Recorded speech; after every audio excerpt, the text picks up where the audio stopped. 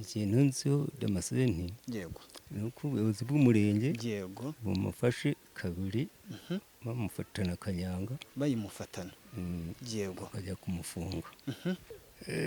Kugeza uyu munsi ejo nibwo twari dufite amakuru, ariko ngiye nkurikirana amakuru y'umurenge kuko niwo mba ngerageza kumenya ibyawo. yego Kugeza ubu twari dufite abantu 7 boherejwe ku bitaro.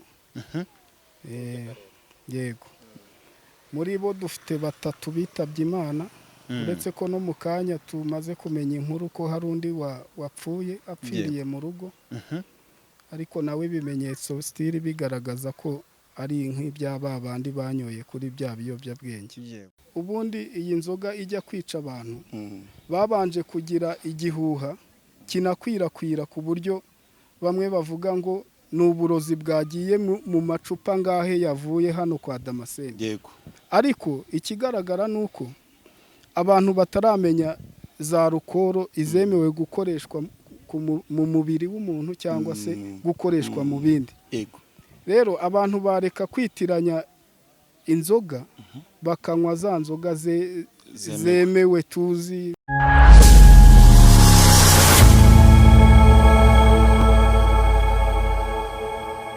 reka nkusuze kandi nkwifurize gukomeza kugubwa neza wowe tubana umunsi ku wundi mu biganiro tugenda tubagezaho. Nizere ko umeze neza cyane, we wamaze gukanda subscribe ahangaha kuri Huza 250 TV. Nizere ko umeze neza cyane wowe uri mu majyepfo, amajyaruguru, iburasirazuba ndetse n'iburengerazuba. Tutibagiwe wowe uri hagati mu mujyi wa Kigali, wowe uri muri Afrika, East Africa muri rusange, nawe uri mu ntara yacu ya gatandatu y'aba diaspora. Komeza kugubwa neza cyane we wakanze subscribe ahangaha kuri Huza 250 TV, kandi ni nacyo gengo wowe utarabikora ukande subscribe, tujye dukomeza kubana mu biganiro tugenda tubagezaho. Nkuko mubizi, imbere ya kamera nk'ibisanzwe ni Emikabaka, naho inyuma ya kamera ni Emilie, nkuko dutuwe tubana kuri technique. Uyu munsi wa none tukaba turi mu ntara y'Iburasirazuba. Murabizi ko ahangaha ikintu tuhabereye ni ukubagezaho amakuru kandi tukayabagezaho ku gihe. Uyu munsi wa none rero tukaba twagarutse n'ubundi mu ntara y'Iburasirazuba, mu karere ka Bugesera, ni mu mudugudu wa Kavumu, mu kagari ka Kayenzi, umurenge wa Ngaruka, akarere ko ni Bugesera. Tukaba twazinduwe n'inkuru ikomeje kugenda ica ibintu muri ino minsi. Murabizi ko hari abantu biri kuvugwa ko bagera muri 17 bamaze kwitaba Imana muri aka karere ka Bugesera, ariko nanone bikaba bivugwa ko bari kuzira ikiyobyabwenge cya kanyanga igiye irimo ibintu bigiye bitandukanye. Kanyanga biri kuvugwa ko ishobora kuba yengeshwa icyitwa alcohol, ngire ngo abantu murayizi iba mu masaro, hakiyongeraho ikindi kinyabutabire bita tineri. Iyi tineri murayizi ko ni kimwe mu bikoreshwa bavanga amarange mu gufungura amarange y'amavuta. Biri kuvugwa ko izi kanyanga n'ubundi ziri kwica abantu n'ubundi bari kunywa ahangaha muri aka karere ari ibyo ngibyo bigiye bivanzemo. Uyu munsi rero ahangaha duhagaze n'ubundi nkuko nabibabwiye mu mudugudu wa Kavumu, mu kagari ka Kayenzi, umurenge wa Ngeruka, akarere ka Bugesera. Biravugwa ko ahangaha turingire ngo Emilie ari buze kugenda ahabereka, uri buze kureba inyuma yanjye neza. Ahangaha nitegeye ni ku nzu n'ubundi biri kuvugwa ko uwasapurayingaga cyangwa se uwacuruzaga iyi kanyanga biri kuvugwa ko ikomeje kugenda yica abantu. Si ahangaha gusa mu karere ka Bugesera, biri kuvugwa ko no mu karere ka Nyamagabe hari abagera ku 8 nabo bamaze kwitaba Imana, ariko bigakekwa ko iyo kanyanga n'ubundi yaturukaga ahangaha muri aka karere. Ariko nanone ubuyobozi bukakubwira ko ishobora kuba nanone yabiturukaho Nyamagabe ikaza hano, cyangwa se ikaba hari ahandi yaturukaga hataramenyekana uyu munsi wa none, ariko bakaba bari gukomeza kugenda bashakisha amakuru. Ahangaha rero duhagaze nkuko nabibabwiye, Emilie aragenda habereka, ni mu rugo n'ubundi kwa nyakwigendera Ishimwiryayo Jean Damascene akaba ari umugabo w'imyaka 46 uyu mwanya wa none nawe wamaze kwitaba Imana aguye mu bitaro n'ubundi by'akarere ka Bugesera aho ku munsi wo kuwa kabiri inzego z'umutekano zamufashe gire ngo ku nkuru twagiye tubagezaho ku nama yari yabaye yahuje ubuyobozi bw'akarere ka Bugesera ndetse n'ubundi n'abandi bayobozi bagiye batandukanye. Uyu nguyu Jean Damascene n'ubundi yari yafashwe nk'umwe mu basapurayinga iyi kanyanga baza kumujyana n'ubundi transit ariko aza gufatwa nawe kuri uwo kabiri ku mugoroba baza kumujyana kwa muganga nawe aza gushiramo umwuka ariko bikavugwa ko nawe ari iyo kanyanga n'ubundi wubwe bivugwa ko ariyo yengaga yanacuruzaga nawe ikaba ariyo yamuhitanye. Ubwo rero akaba ari umugabo usize umugore ndetse n'abana batandatu. Ndagira ngo tuze kuganira n'abaturage tugende tumenya ese koko iyo kanyanga ahangaha irahari, ese koko ibyo bintu bakomeje kugenda bavuga ko ari uyu mugabo wayengaga nk'abaturanyi be bazi kugenda baduhukure, ariko uyu munsi turahanga nkaba mbabwira ko uyu nguyu n'ubundi Ishimwiryayo Jean Damascene yamaze nawe kwitahira akaba agiye no gushyingurwa mu gihe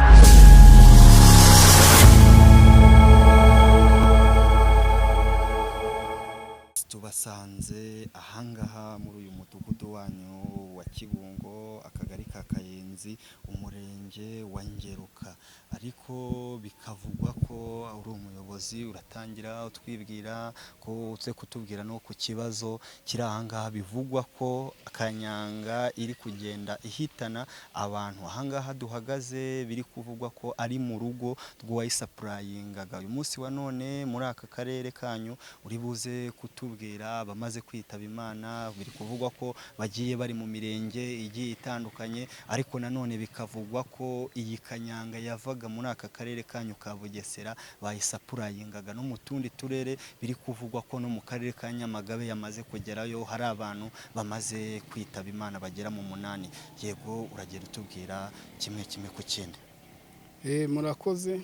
Nitwa Tuyisenge Jean Baptiste. Yego. Nshinzwe ubuzima n'isuku mu murenge. Abenshi bakunda kwita ba sante ariko ni izina ry'akazi. Ku kibazo mumbajije rero, yego, wenda mbanje gutanga adresse. Hano turi ni mu murenge wa Ngeruka, akagari ka Nyakayenzi, yego, mu mudugudu wa Kibungo. Nuko nari numvise uvuzeho ngo Kayenzi. Yego. Ku kibazo mumbajije cya kanyanga, yego, kanyanga hano byo hari ibinyobwa bihari abaturage bari kunywaho bikabatera impfu zitunguranye. Yego. Ibyo binyobwa rero nubwo bisa naho bari kubyita ngo ni kanyanga, turacyashakisha igisubizo hagati aho, niba ari kanyanga cyangwa niba ari ibindi bisa nayo.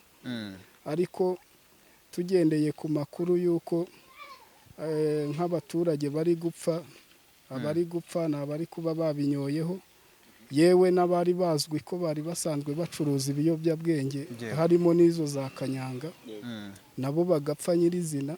Yego. Mbere abaturage babanje kubyita ngo ni kanyanga yarozwe, ariko nyine ntiyaba yarozwe ngo na nyiri kuyicuruza apfa ari umwe, n'undi wa kabiri wumve ngo arapfuye.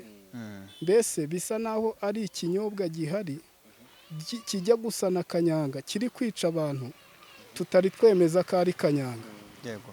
Kuri iyi saha twe turi gukeka ko cyaba ari produit chimique bita metanol, kuko metanol ni alcohol nayo. Yego. Ijya gusa na kanyanga, na alcohol nkuko kanyanga ari alcohol. Ariko kanyanga uko tubizi abaturage bari basanzwe bayinywa ntigire ikibatwara. Wenda tukabakurikirana kuko kuyicuruza no kuyinywa ntibyemewe, tukabakurikirana tukabafata bagahanwa. Gucema ijambo ho gaturagira ngo uragira uti bari batuwe bayinywa, biri buze kumvikana ko muri aka karere kanyu n'ubundi kanyanga ihari. Nge mvuga ko muri uyu murenge, yego, kanyanga hari aho yabonekaga, ariko ku bufatanye n'ubuyobozi n'abaturage, kuri ya makuru aba yihuse, ubuyobozi bukayica. Yego. Kuyica ni urugendo. Hari ababicikaho burundu, hari n'abaguma gukora bihishahisha.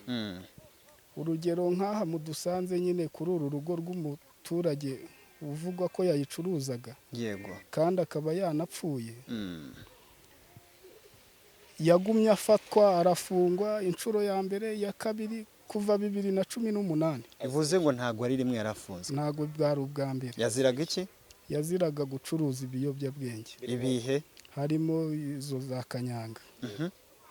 Ariko ntiyayitekaga, yego bivuze ko hari ahandi yayiranguraga akayihereza abaturage. yego Kuri iyi saha rero aho yayiranguye byumvikane ko yaranguye ikiyobyabwenge nawe atazi ko cyica kuko nawe cyamwishe. bisobanuye ko atari we wayengaga, nawe hari ahandi yayikuraga.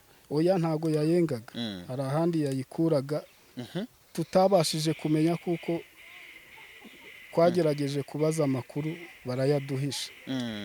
Iyo baduhisha amakuru yego tugerageza kwangiza izo tubonye, nk'ubwo twayimufatana tukayangiza nawe tukaguma kumwigisha yego kimwe n'abandi. Hari ababicikaho, hari abaguma gukora batwihishahisha, ariko kuri iyi nshuro abantu iyo batangiye gupfa, yewe na babandi bayinywaga mbere nubwo babahishaga, ubu noneho batangiye kubavuga ngo twayinywereye aha kwa runaka, ku buryo bashobora no kudufata akaboko ngo muze tujye kuyibereka. yego izo shuro zindi se uyu Damascene n'ubundi nawe wamaze kwitaba Imana mwagiye mumufata, ese iyo kanyanga mwarayimusanganaga aho yapimiraga cyangwa se mu rugo rwe? Yarafatwaga hakaba hari nk'icupa rigaragaye nk'umuturage yari ari kurinywa akarita kirukanka, ariko habaho gukurikirana bikagaragara ko yari kanyanga kandi akabibazwa akanabiryozwa. yego amakuru ari kugenda atangwa n'abaturage biravugwa ko, ndetse nawe aka kanya sinavuga ko ari biravugwa kuko urahari uri buze kubiduhamiriza, ari we wageze muri uru rugo rw'uno mugabo nyakwigendera Damascene waje kuhamukura. ese turagira ngo nk'umuyobozi uze kutubwira niba koko iyo kanyanga waraje mukayihamusangana cyangwa se ari iperereza mwari murimo, nk'uko n'ubundi igihe cyose yagendaga afungwa bivugwa ko iyo kanyanga yigiraga. Twebwe twari mu iperereza. yego abantu bari bavuga ko bayihaguze, hari hamaze gupfa abantu bagera muri 3 bavuga ko bayikuye kwa nyakwigendera Damascene. yego Turi mu iperereza, nta nubwo naje kumukura iwe mu rugo, namukuye aho yari ari gucururiza ku isantere. Ariko kugenda nasanze ahagaze, mufata nk'umuntu tugira ngo tugire ibyo tumubaza. yego nta kanyanga uwo munsi twamusanganye, ubwo tumushyikiriza inzego. yego agezeyo ubwo yagerageze kubazwa niba hari amakuru yahishe, ubwo nyuma aza gufatwa nawe. yego bihutira kumujyana kwa muganga kuko n'ubundi ni umuturage nk'abandi. ubwo aza kwitaba Imana atagize gute, adatanze amakuru neza. yitabye Imana ku wa kangahe? ese niba mwaramugejeje kwa muganga nkamwe nk'ubuyobozi, hari igihe mugeze umuntu kwa muganga mukamenya ngo ese arwaye iki, ni mwebwe mugomba kumukurikirana. mwumvise ko ari iki kintu Damascene nawe kimufashe ageze muri gereza cyangwa se muri transit, hari ayo makuru atari yatanga. hari bamwe na bamwe tugenda twumva bagera ahantu nka hariya bakavuga ati aho kujya ntanga aya makuru nanakiyica, cyangwa se hari n'iyindi miti yakoresha kugira ngo atagira amakuru abaha. Kwa muganga mwebwe bababwiye ko Damascene ari iki kintu atwaye? Ubundi Damascene yafashwe ku wa 2. yego ku wa 2 w'iki cyumweru, kandi ku wa 2 nabwo mwe mwamutwaye. ubwo agifatwa ashyikirizwa izindi nzego. yego agezeyo arabazwa nyine nk'uko wabazwa uti urakekwaho gucuruza ibi n'ibi wabikuye he. yego ubwo amakuru yatanze ntabwo nayakurikiranye neza, ariko kwa muganga aho igihari yego nuko nawe yapfuye afite ibimenyetso neza bingana n'ibyo abanyoye kuri bya inzoga z'inkorano yabahaye. nawe yishwe n'ibimenyetso nk'ibyo nabo bapfuye bafite. Tugana ku musozo, ese uyu mwanya wa none, uyu munsi wa none, abantu natwe ndetse n'abandi bantu biri kugenda bikwirakwira amakuru agenda acaracara y'abantu bari kugenda bapfa batandukanye, ariko uyu mwanya wa none tukaba tugiriwe kuba turi kumwe namwe nk'umuyobozi watangiye ibi bintu, uri kugenda umenya umuntu umwe ku wundi. Ndagira ngo muze gukura abaturage mu rujijo, ndetse n'umuntu uwo ari we wese ugomba gukurikira ibi biganiro amenye ngo ese hamaze kwitaba Imana abantu bangana gute, abari mu bitaro ese ni bangahe? Kugeza uyu munsi, ejo nibwo twari dufite amakuru, ariko nge nkurikirana amakuru y'umurenge kuko niwo mba ngerageza kumenya ibyawo. Yego. Kugeza ubu twari dufite abantu 7 boherejwe ku bitaro. Yego. Muri bo dufite 3 bitabye Imana, uretse ko no mu kanya tumaze kumenya inkuru ko hari undi wapfuye apfiriye mu rugo, ariko nawe ibimenyetso stili bigaragaza ko ari nk'iby'aba bandi banyoye kuri bya biyobyabwenge. Ubu sahizi rero icyo turi gukora, turi gukusanya amakuru tunakangurira abantu baba baranyoye ku kiyobyabwenge bari kwita kanyanga. Yego. Ngo bagane ivuriro hakiri kare, kuko hari n'abitabwaho bakagerageza kugaruka mu buzima. Ngewe tutaragusezerera, hari ibibazo bitatu ushaka kugira ngo mubaze. Yego. Kugira ngo bigire icyo bikiriyaringa. Ikibazo cya mbere ni uko muri uru rugo rwa Damascene muhagera hari n'abayobozi b'inzego z'ibanze, abayobozi b'umutekano ku rwego rw'akarere, polisi, RIB n'abandi bayobozi. Mwageze muri uru rugo, tubuye ko hari ikinyobwa mukeka ko kitari kanyanga, ariko harimo na ibishimi bimwe bigiye bikozwe mu iki kinyobwa namwe mutaramenya, mukiri gushakisha amakuru. Muri uru rugo rwa nyakwigendera hari ikintu mwarakuyemo kigaragaza ko iki kinyobwa yigeze agicururizamo? Ku nshuro baje, kubera ko ubundi ibi bintu biri gukorwa mu bufatanye n'inzego zose. Hari igihe basanga jyewe nagiye mu zindi nshingano ntitujyane kuri tere, ariko ngira ngo bahakuye ijerekani ishobora kuba irimo ubusa, ariko nubwo habonekamo igitonyanga cyaba sampo, bagapima bakareba ko hari icyavamo. Hari ibyabaye ibyo bintu mwabisanzemo? Ntago ndamenye igisubizo cyavuyemo, ariko byasanzwemo muri ibyo bikoresho mwakekaga? Ibikoresho byasanzwemo barabitwara. Ikindi kibazo ngira ngo ngarukeho, iki kinyobwa ni ikinyobwa gisa nkaho ari gishya, ariko ku makuru amwe tugenda dufata biragaragara ko ikinyobwa gishobora kuba kitari gishya, ari ikinyobwa cyagisanzwe gikoreshwa. Ahubwo nkibaza ko gishobora wenda kuba cyarakoreshejwe mu bundi buryo burenze uko cyakoreshwaga. Ayo makuru y'ikinyobwa gishya kijya gusa nka kanyanga, cyangwa se mwayamenye kuwa kabiri, cyangwa se mwayamenye vuba? Kwebwe ubundi icyo twamenye tunakeka, ntago turabyemeza. Yego. Ni ikiyobyabwenge, ni ikinyobwa kijya gusa na kanyanga. Yego. Ariko ni produit chimique. Yego. Bishoboke ko abantu bafite naho bayirangura, ahubwo turi gukurikirana ngo turebe ko yenda twahamenya, kuko aba bantu bo ni abaturage. Yego. Wenda hari abazi imikorere y'inzoga. Yego. Hari abashobora kwitiranya inzoga, kuko amarukoro menshi ahumura kimwe. Yego. Hari ubwo ashobora kubona abuze produit chimique ishobora gukora kanyanga. Yego. Twagumaga duhangana nabo tugira ngo nayo tuyibabuze.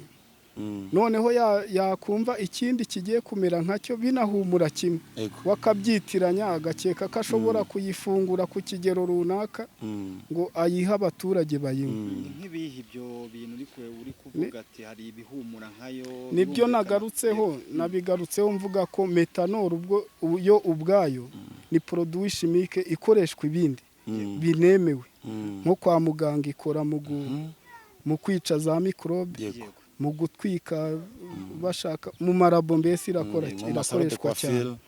Ariko umuturage we ntabazi ngo nta rukoro itanyobwa, apfa kumva bijya guhumura na kanyanga binasa nayo.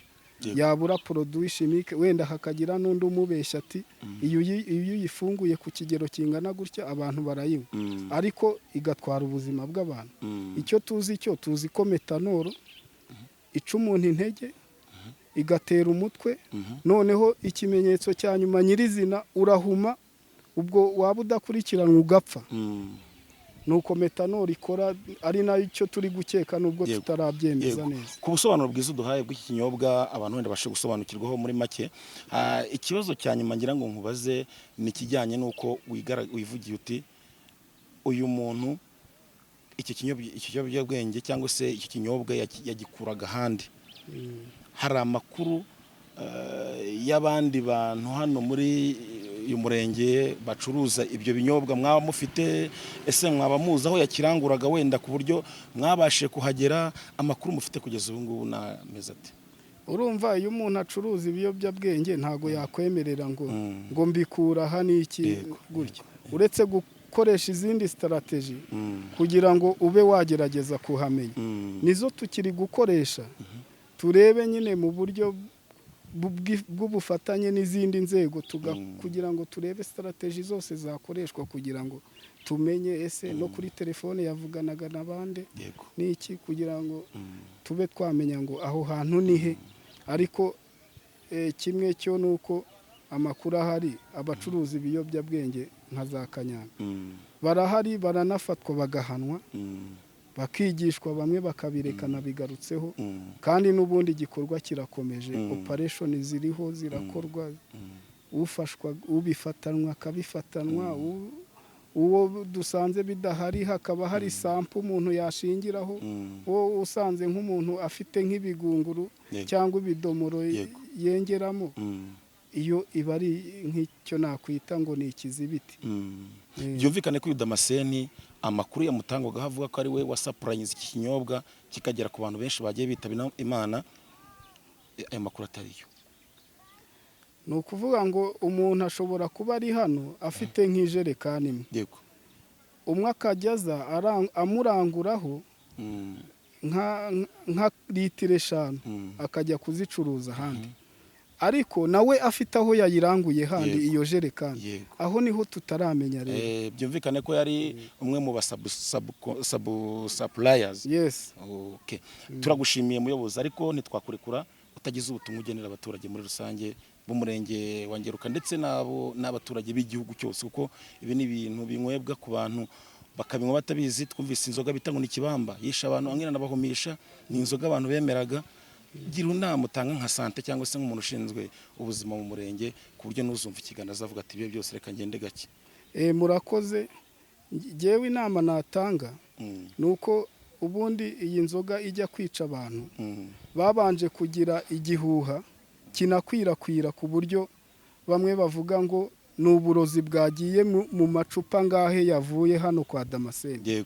Ariko ikigaragara nuko abantu bataramenya za rukoro izemewe gukoreshwa mu mubiri w'umuntu cyangwa se gukoreshwa mu bindi. Rero abantu bareka kwitiranya inzoga bakanywa za nzoga zemewe tuzi zikorwa n'inganda tuzi zinabifitiye ibyangombwa. Ubwo singiye kwamamaza, ariko nakurekuraho gatoya. Muri gukorana gute n'ubuyobozi? Biri kuvugwa ko mu ntara y'Amajyepfo n'ubundi mu karere ka Nyamagabe naho hari abandi bamaze kwitaba Imana, ariko nanone ari cya kiyobyabwenge n'ubundi twakomeje kugarukwaho cyaturutse ahangaha muri aka karere. Ayo makuru mwaba mwigeze mwayamenya? Bihagaze gute? Nanakunganiye ku makuru dukura mu bitaro by'akarere, biravuga ko hamaze gupfa abantu 17, hari abari kuboneka no mu yindi mirenge, kandi the same ibimenyetso bigaragara ko ari iki kiyobyabwenge n'abantu. Amakuru ahari natwe turayumva kuko dukurikirana ibitangazamakuru, dukurikirana amakuru nyine mu buryo butandukanye. Ariko ikiriho nk'ubuyobozi ni ugufatanya. Icyambere gukura urujijo mu baturage, noneho tukanaguma kwigisha abantu banywe ibyemewe. Ariko nanone umuturage kuza kubwira ngo hari uburozi ngo buri kujya mu nzoga ziri kwica abantu, ntago ari byo. Ahubwo habeho ubukangurambaga bwo kwigisha abantu kumenya ngo amarukoro akoreshwa n'ayahe adakoreshwa n'ayahe mu buryo bw'ibinyobwa. naho icyo ngicyo cy'inyamagabe se cyo mwe mwakimenya, ubuyobozi bw'intara y'amajyepfo se bwari bwagira ikintu bukibabwiraho cyangwa se ubuyobozi bw'akarere ka Nyamagabe? Ntacyo baratubwiraho, ariko ngewe icyo nkeka ni uko nk'aho ngaho za Nyamagabe wenda ikibazo ni uko cyagaragaye aha ngaha bwa mbere nk'umuntu wa mbere agapfira hano, bakagira ngo ya rukoro yavuye hano ijya Nyamagabe, kumbe wenda ntago tuzi aho babirangura, bikaba biri aho batabicuruza, ahubwo wenda n'abantu n'abanyamagabe bacuruzaga ibiyobyabwenge bakaba bafite aho handi babirangura. Muri uko kubirangura nabo bakaba bari kubikorera iyi wabo, ahubwo abantu bagapfa batavuze ngo yakorewe iwabo kubera kutabimenya, bakayita iya Bugesera. Kuko nkeka ko uyu mugabo ntago yari n'umukire pe, ku buryo wavuga ngo yaranguza ngo akarere yambuka kandi. Gusa ubwo nyine ni ubufatanye bw'inzego gukurikirana aho produit chimique iri kwica. N'amakuru yagenda natangwa kuri abantu babicuruza, yagenda ahereza undi amakuru y'ukuntu bikorwa nawe akaba yabikora. Yego, ni nacyo turi gukora ubu, turi kuganiriza abacuruzi b'ibinyobwa bose n'abaturage muri rusange. Ubu turi gufatanya n'izindi nzego, Minisante yamanutse, yego, akarere karahari, mbese inzego zose kugera ku isibo. Ubu turi gufatanya ngo dukure urujijo mu baturage, kandi ngira ngo namwe nk'abanyamakuru namwe muri budufashe n'ubwo bukangurambaga kuko no kugira ngo n'umuntu uzabwishyura, umuntu uzahehe nakurikirana amakuru akumva ibi bintu nabashe gusobanukirwa ibintu ntanywa, abashe kugira n'impungenge. Yego, turagushimiye kandi twifuriza akazi keza n'ibihe byiza kuduhaye n'uyu mwanya. N'ikindi gihe twabakenera mwazadufasha mukaduha amakuru. Murakoze. Yego papa, tugusanze ahangaha muri uyu mudugudu wanyu, uratangira utwibwira, utubwire ahangaha duherereye, utubwire ese ahangaha kesi iri kuvugwa ko ariho mu rugo rwa Damascene, bivugwa ko ari we wasapurayingaga cyangwa se wengaga kanyanga ziri kuvugwa muri aka karere ka Bugesera, zikomeje no kugenda zihitana abantu benshi, bihagaze bite nk'umuntu utuye muri ino karitsiye? Yewe ntabwo ntuye mu mudugudu wa Kavumu, yego, ariko ntuye mu mudugudu wa Kibungo. Ikintu nziho Damascene, yego, ni uko ubuyobozi bw'umurenge yego bumufashe kabiri, bamufatana kanyanga, bayimufatana, yego, bakajya kumufunga. Ibyo nibyo nzi. Ese kuko iyo kanyanga ivugwa ko yayengaga ndetse yanayicuruzaga, nibyo cyangwa ntabwo ari byo? Nibyo kwenga simbizi, icyo nzi ni uko umurenge umufashe kabiri, bamufatana iyo kanyanga koko bya nyabyo bakamufunga. Ibivugwa se ko n'ubundi yari yarigize igihazi ahangaha muri izi karitsiye, ngo nta muntu wavugaga n'ubundi yakubitaga, byo bihagaze bite? Damascene ntabwo ari umunyamahane, yego, oya kurwana ngo akubita abantu, oya, ahubwo bavuga ko nyine ko acuruza iyo kanyanga, kuko ibyo nzi kuko bamufunze kabiri. Ese ahangaha muri ahantu yaba muri uyu murenge, umbwiye ko atari utuyemo, ariko se umurenge mutuyemo nako mu mudugudu utuyemo bihagaze bite? Umudugudu wacu ni muzima ndetse wabaye icyitegererezo no mu karere. Ahangaha se muri aka karere ka Bugesera cyangwa se mu baturanyi bawe waba uzi, hari abantu uzi bashobora kuba bitabye Imana cyangwa se babuze ababo, nkaho nk'umuturage waha ni abantu bangahe uzi bitabye Imana? Witabye Imana numvise ni umugabo yaracumbitse muri hano, muri iyi nzu iri hepfo hano ndayikwereka. Yego, ubundi numvise yitabye Imana ni uwitwa Sere wa Kindamo. Ubundi numvise yitabye Imana ni umwarimu wigisha Mutwimara, ubwo bakaba batatu, Kankuringoma.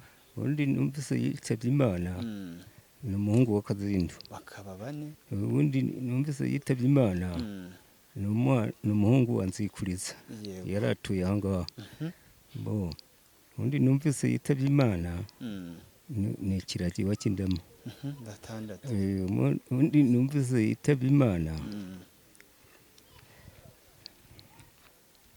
ni umugore w'umusirikare wa Kindama. Yego. abo nibo numvise yitabye imana. bitaga Bernadette uwo mugore uwo mugore ngo bakaba w'inzobe barindwi, yego. simuzi. ubwo na Damascene bakaba umunani. na Damascene. Yego, abo ni bo umunani wowe uzi. Eh. None se muze nkawe urumva uri umusaza ushobora kuba wajya ahantu mu kabari ushobora kuba ugiye kwinywera kagwa, ndabizi cyane ko abasaza mwishakira akahiye kanyu ka kinyarwanda. Ese koko muri utwo tubari wagera gushaka kugeramo nk'umuntu mukuru, urumva n'iby'izo kanyanga zishobora kuba zarabayeho zikanacibwa, ushaka kuba uzizi. Ese hari ahantu waba warigeze ugera ukaba wabona koko ko iyo kanyanga icuruza ihari, cyangwa se hari ahantu waba warigeze nk'irya mukuru ukavuga iti aka ka oderi kariya cyangwa se aka gahumuro, urumva ko hari akantu ka kanyanga gahiye? rero nk'ubwica ukuri n'urwagwa sindunywa.